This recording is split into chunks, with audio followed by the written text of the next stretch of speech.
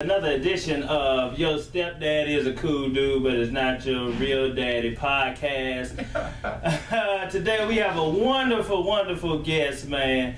I call him the goddammit king of Memphis comedy. That's gonna start a little controversy, but in my eyes, he's the king of Memphis comedy. Been out here on the comedy grind for 17 years.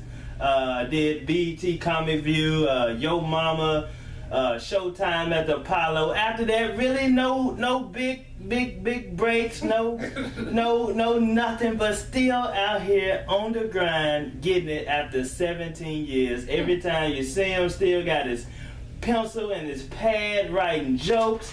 Matter of fact, we got a show tonight, right here at Chuckles, and we doing the podcast right before. So y'all might not know him, but he is the king of Memphis comedy in my eyes, y'all. Welcome, comedian Henry Coleman. Oh yeah, thank you very much. Thank you. Yeah. Give him a big round of applause, man. You know, man, after 17 years, man, 17, man. Okay. No big breaks yet. No big breaks. No big. I mean, I did a lot of small shows, like in they wanted me to do. What was the thing that came on TV One? The little show. I got tired of doing the competition shows. Yeah. The little first year, second year competition TV shows. Mm-hmm. So I didn't do the one that was on TV One. I do reality shows. I did Real McCoy.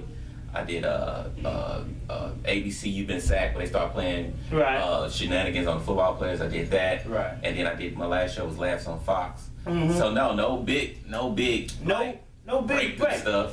In 17 years, that's how long you been doing? I mean, I grabbed the mic when I was 19, but my first... Are we cursing on this? Yeah, okay. Man, this is Memphis Live. Come on, man. But I say 17 years, but I fucked off my first 8, with women and just trying to treat comedy like it was like I was a rock star. Yeah. You know what I'm saying? Going down the road, partying hard. Yeah. Killing hotel rooms, fucking chicks, all that. The whole nine.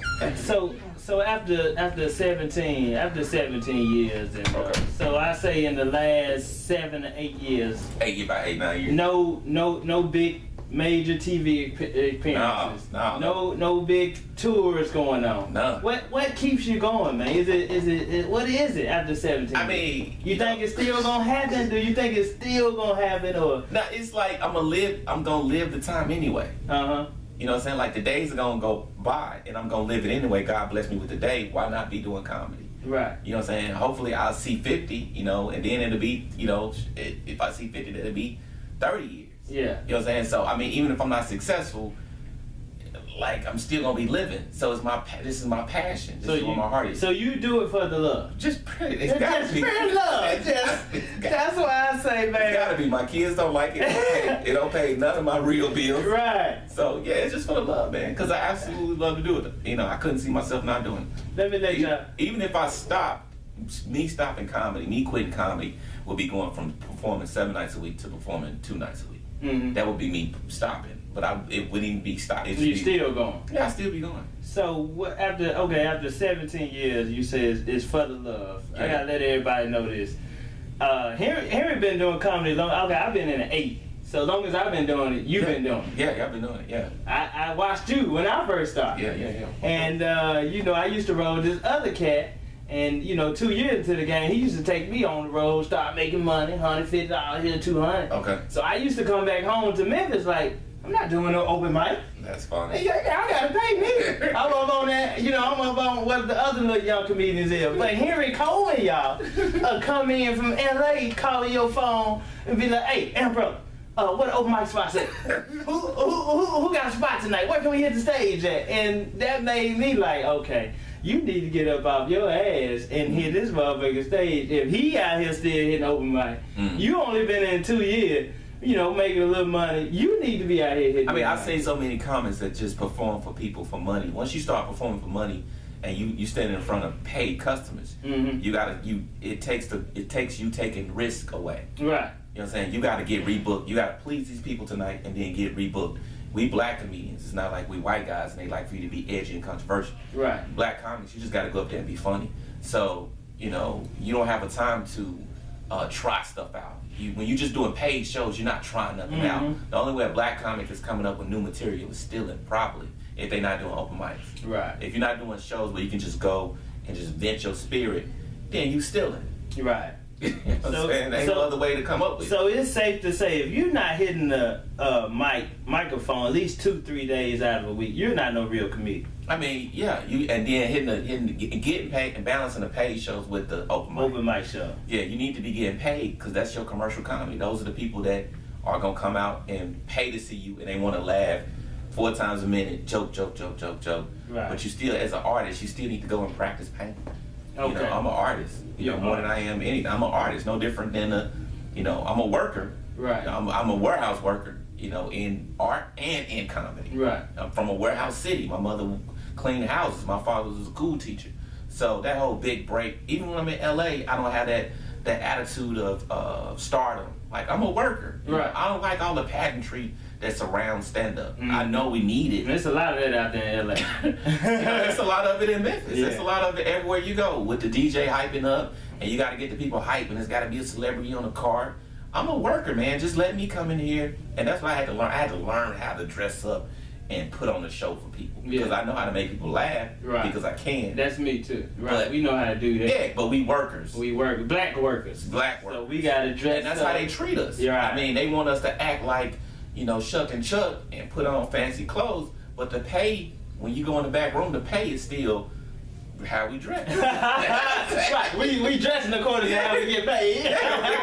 The dress, the pay still, what I'm saying? The pay still average Joe Blow worker, but the people want you to come out there and act like you balling, and that's, to me, that's fake. That's a part of it. That's a part of the game.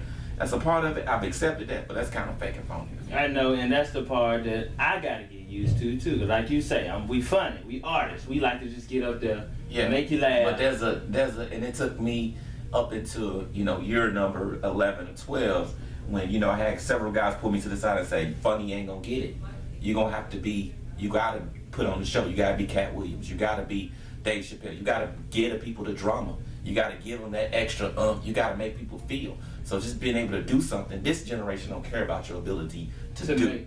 Talent. Right. They don't give a fuck about you can sing. You look on YouTube, you see motherfuckers sing great, got 3 hits on their fucking video. Motherfuckers sing terribly, got millions of views. So these people already telling, they like gay dudes fighting, they like kids fighting, and they like cats and dogs that's cute.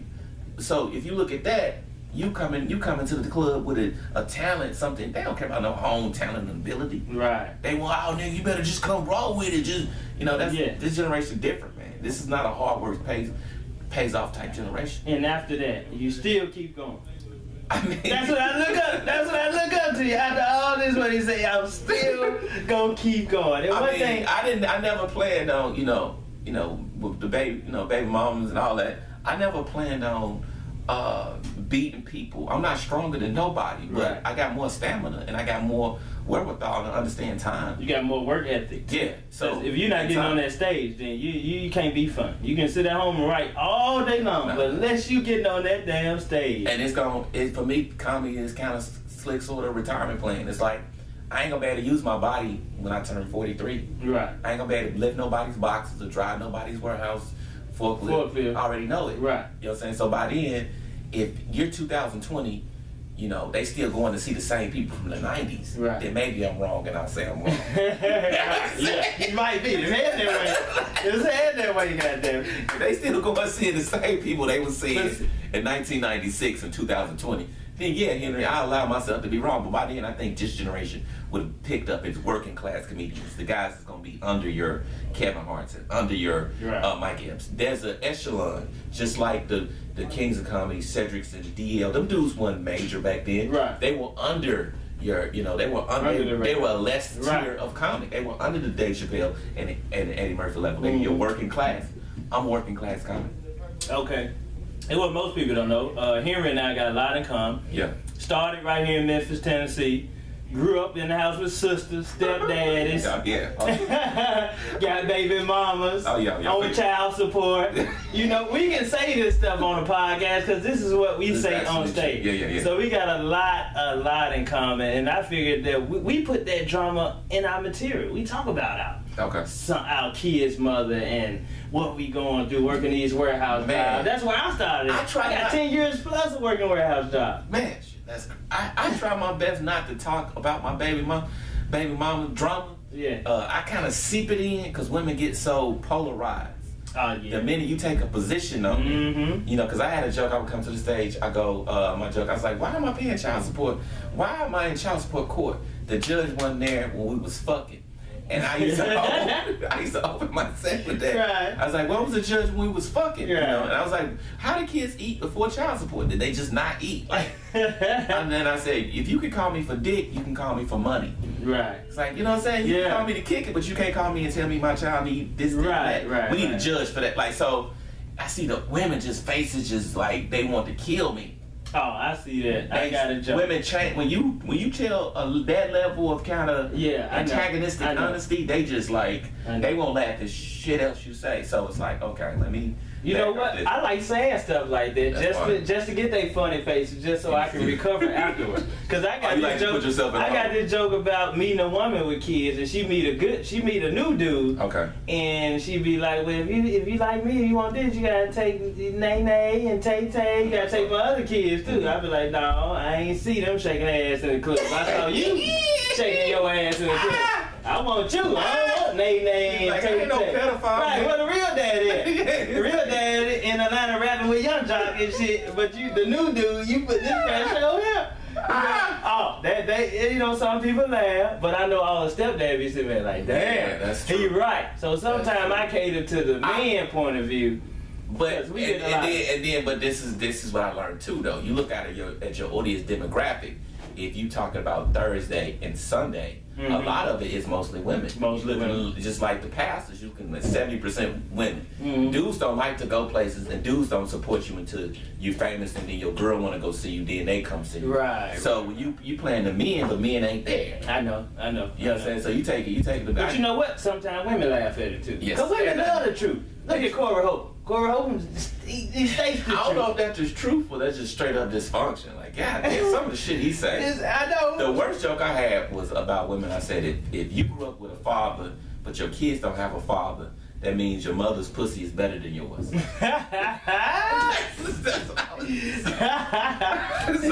I mean, but I like, you know, I'm just used to being a regular run-of-the-mill guy. I ain't used to women looking at me and cringing what he go through. So I'm like, I can't walk that line. You know what? And we ain't like the good-looking comedian where women look on us when we step on stage and be like, ooh, I want to be with him. That allow us to say what we want to say then. Like, I ain't going to get none no way. Yeah, that's fine. I might want to go ahead and say something. Nobody in this room. Right. I can be absolutely honest. But it do help you. Like, those, like now you got these pretty boy-ass comics. I know, not necessarily men, but a lot of cities got these dudes, and they cater to the women, and it's more like it's damn near a stripper / comedian, a stripper that keep his clothes on and say shit women want to hear than it is comedy's supposed to be truth, you know, and a little uncomfortability. Your truth and a little these motherfuckers just stand up there going, hey ladies, how y'all? Yeah. Don't y'all feel good? We feel good. Everybody good. Okay, y'all ready for the next one? Like, oh, this old swooning ass. Right. This motherfucker ain't saying shit to the people.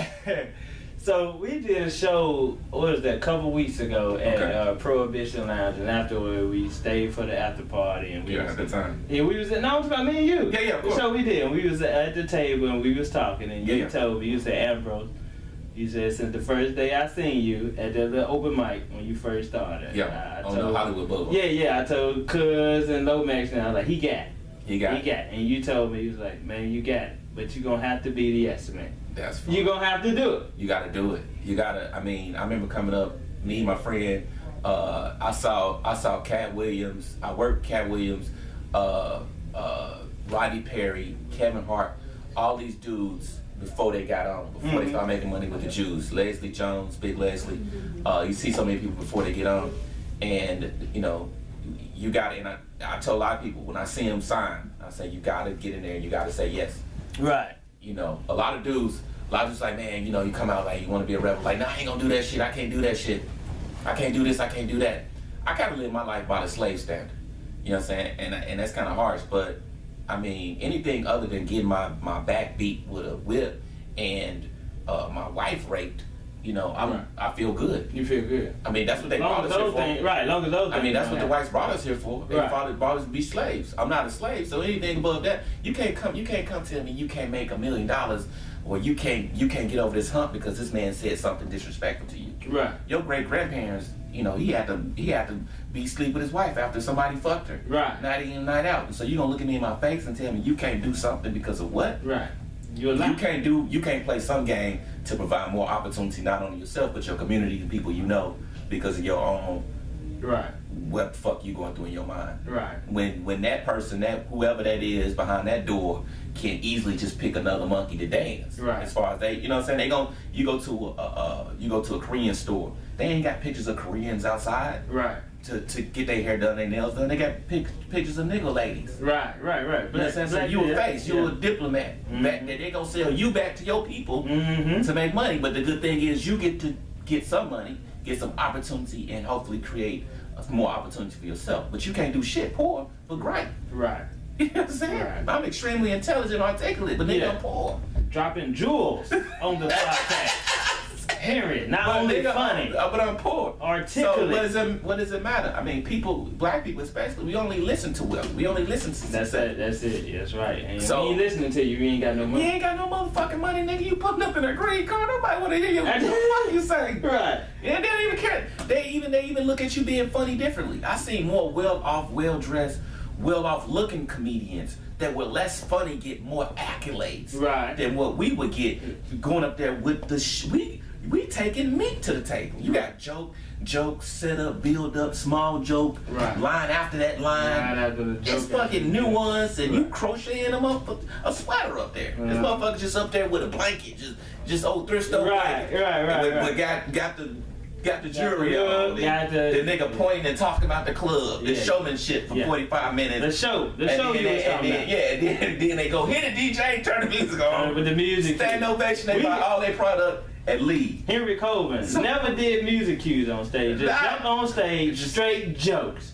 I mean, the man told me, the white man came in when I first started. You know, Larry, he said, look, he told me out of his mouth, he owned 3-4 clubs. He said, I hate comics with music cues. He said, I absolutely hate. He said, be self-contained. When you show up, your act don't need to be predicated on whether the DJ stay at his booth. I know that's right. Because sometimes DJ be fucking up. DJ don't give a fuck about you. And the comedian be getting mad. And you gave the DJ a list and a cue list and a DVD. It's too much. And he gotta remember this when you say dog twice. He gotta remember to play 7. And then you gonna stop your act. Not at the beginning, but into 5 minutes into the video. No, that was supposed to be 3 minutes and 30 seconds. You gave him, and then now every time he fuck up, you gotta try to make some kind of joke about it to the audience to play it off.